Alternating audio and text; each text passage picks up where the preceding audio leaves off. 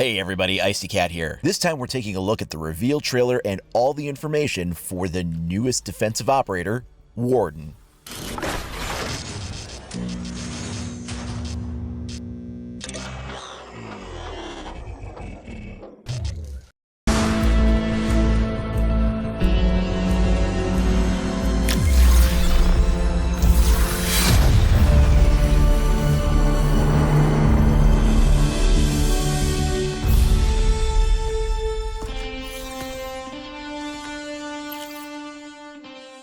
Okay, so that is Warden's trailer, and that has a different tone, definitely, than yesterday's trailer for the attacking operator. So let's go through and break this all down slowly. We start with this overhead shot of a watch, which kind of has this combination of the Rainbow Six elements and Secret Service elements mixed onto the face of it, with Warden walking across it as seen from above. Then smoke begins to come out of either side of the watch, and we can see now that the surface of the watch face glows with almost like a holographic UI. Then we transition over to this intro sequence as Warden begins to walk toward the screen, and we can see some elements of what looks like his sunglasses kind of falling there in the distance with that blue reflective lens coating on them. Smoke begins to fill the screen even more, and then it reveals a close-up of Warden as his sunglasses transition from having the gadget turned on. You can see he's holding Valkyrie's MPX submachine gun, and then he proceeds to adjust his tie. Overall, the trailer isn't quite as exciting as the one that we saw yesterday. It has a very different tone and theme in it. But there have been some additional things that have come out, because right now the test server has been updated, at least with the loading screens,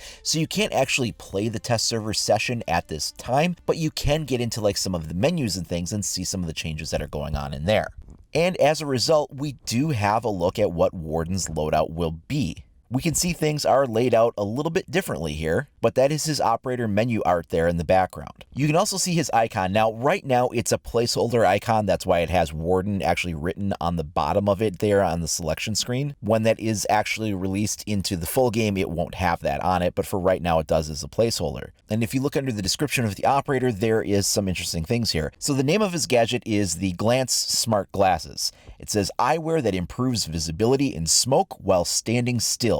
Can also be activated to protect against or reduce flash blindness. And you can see his full loadout there. He has the SAS shotgun, the MPX submachine gun, which is the same one that Valkyrie uses, the P10C for the handgun, SMG-12 machine pistol, and for gadgets he has deployable shield and barbed wire, with a speed of 1 and an armor of 3, which frankly I'm a little surprised to see, considering that he seems to be mostly wearing civilian clothing and not any kind of heavy armor. That's a little bit of a surprise. I thought he'd probably be a 2-speed or maybe even a 3-speed, but I guess not. Now, do note that these are all weapons that currently exist in the game for other operators, and they're not simply just placeholders, because we saw that in the trailer for him, he's holding the MPX. In yesterday's trailer, we saw that the attacker had the 612 silenced version of Legion's shotgun. Likewise, she had a Desert Eagle pistol, albeit with a suppressor on it. There's also this difficulty rating here of 2, and I don't know what that's all about either. Also, for those of you who are observant, you may have noticed that there is a new icon on this screen right next to Recruit,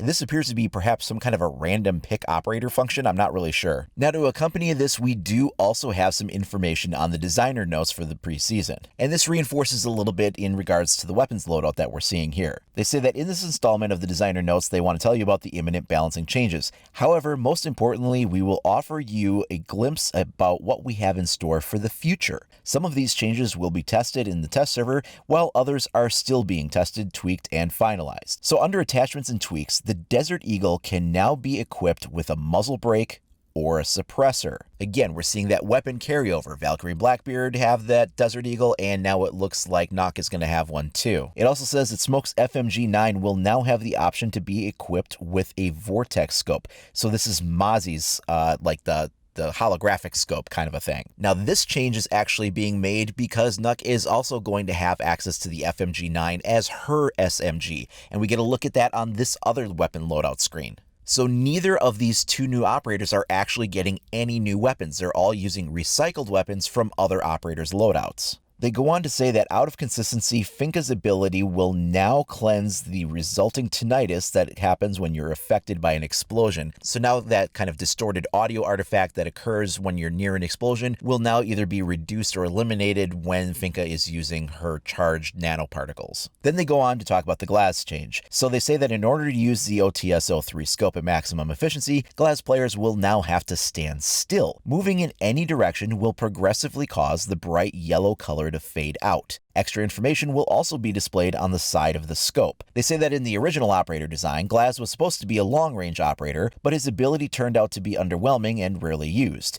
Therefore, the scope received the ability to see through smoke. While operators were highlighted in bright yellow, these additions made Glass frustrating to play against and became a very strong close-range operator. He excels at pushing towards the objective while being visually hidden. It is often difficult to counter him effectively when he uses his smokes at his advantage. The current Glass playstyle does not exactly reflect our initial intentions. To restore the original idea behind the Russian sniper, our balancing team has looked into his entry fragging ability and thus pursued the changes listed above. So you can see on either side of that reticle, there is a little bit of a yellow indicator there. The more full that is, the more bright the target that you're going to be looking at for the illumination. However, any movement will begin to reduce that. If it's a very, very subtle movement, it will just simply dim. But if you move in any significant fashion, it will actually wind up being unilluminated at that point. This does not seem to apply for stance changes, only for actual movement. Now they're keeping an eye on Maverick. They had increased the swap time between his torch and his weapons. Player feedback indicates that the sound might be too quiet, so they're looking at audio tweaks, but it's too early to do anything about that yet,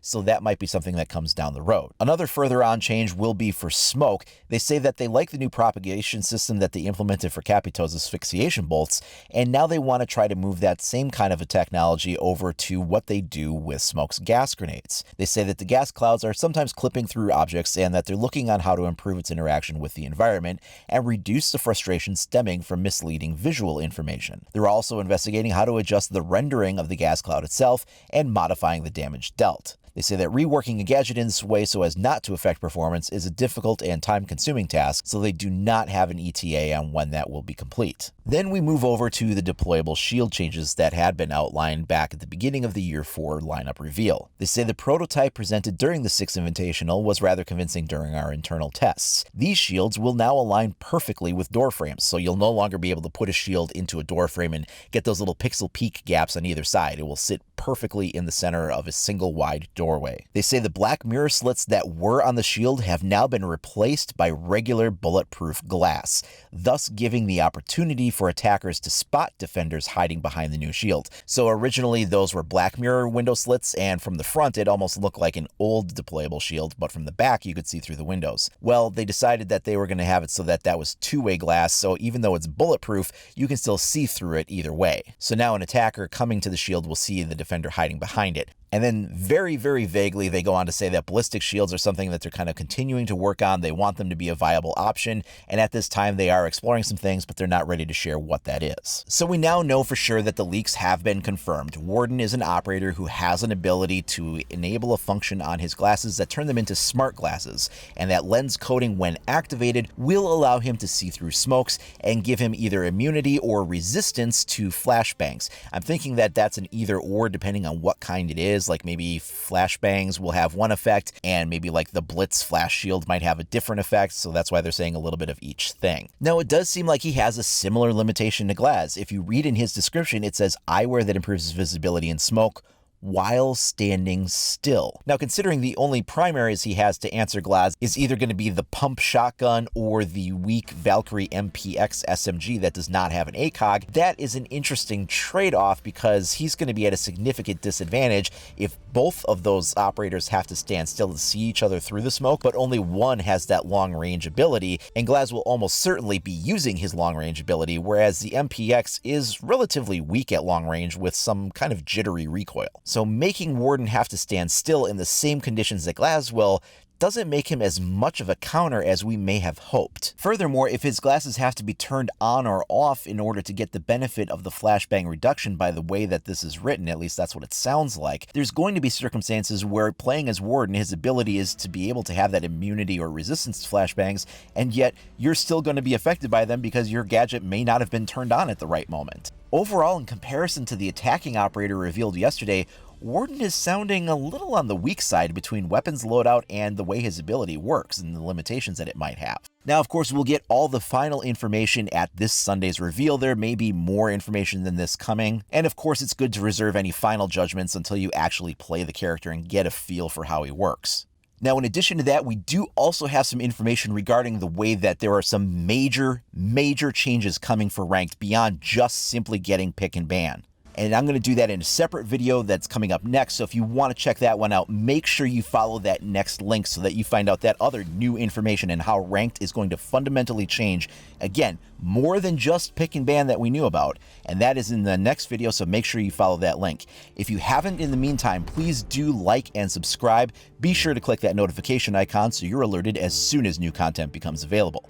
You can also follow me over at IcyCat25 on either Facebook or Twitter. Thanks a lot for watching, everybody. We'll see you next time.